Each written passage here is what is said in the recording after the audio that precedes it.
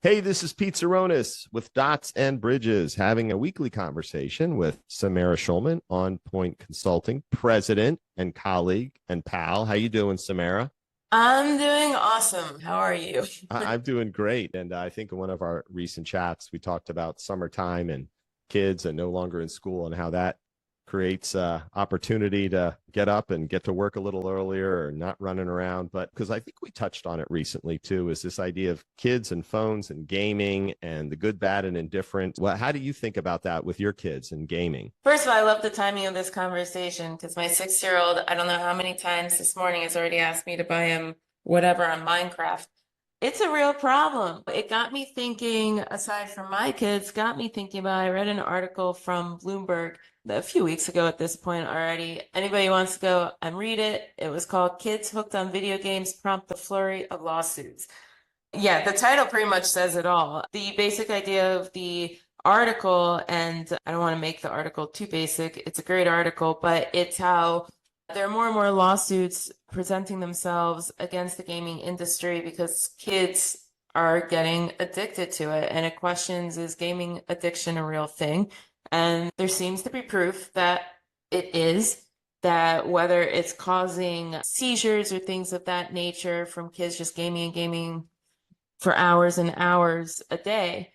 All of that being said, when you open this conversation, it's taking it one step further. It's gaming, it's the technology. There's a lot of things though. I don't think it's as easy as saying, hey, you're gonna only play this for 1 hour a day. You can imagine, Pete, how many conversations I've had, how many articles I've read on screen time, and anybody who's listening is more than welcome to criticize me or give me feedback on our parenting style here. But it's hard. I mean, you set those time limits, and then you've got kids who are not so happy with you, and you've got work you've got to get done, and you want to be with the kids. And we, trust me, have plenty of family time as well. So that's not suffering because of the gaming. But how do you keep an addiction from happening? I've got ideas. I know how I've tried even to not be addicted. I get frustrated with myself. I'm one of those who I get bored, I open up Facebook, which is great. On the one hand, it keeps me in contact with what's going on in my friends' personal lives and this and that. On the other hand, I couldn't tell you how many times a day I get frustrated with myself that how am I working professional and I'm sitting here on Facebook for a 3 minute break? I mean, my husband, he goes down a million rabbit holes with Reddit. It's hard. You got to keep in mind, it's not just kids being affected by this. I mean, the whole mental health movement is looking, and I'm sure we'll be continuing to look at how just does technology in general affect mental health? What are the coping mechanisms, for lack of a better phrase, to use around technology?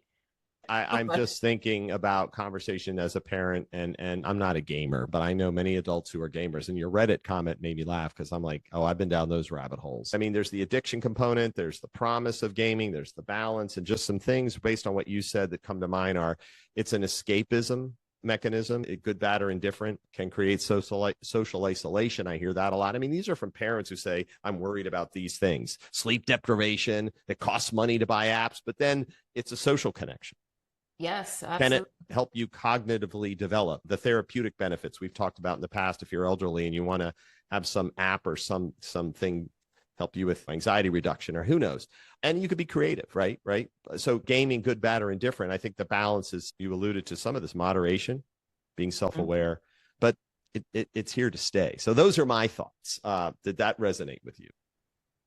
Yeah, all of it. I will end with one thing that years ago I wrote a paper on a Dave Matthews Band line that I love. That's progress takes away what forever it took to find. And I think I'll leave that as my parting shot because Oh, I love it. Being a big it gets DMB you guy thinking. fan, that is wonderful. Yes, that's something I'm going to put a Samaraism in that Samaraism file I have. But no, that was awesome. And look, I'll just close out with, this is clearly something we both can relate to, and anybody listening, we're here just to talk about what we're feeling and thinking. We know it's here to stay, and that's it. It's you take the good with some of the bad and some of the indifferent, but hopefully we're making progress. Samara, I loved it.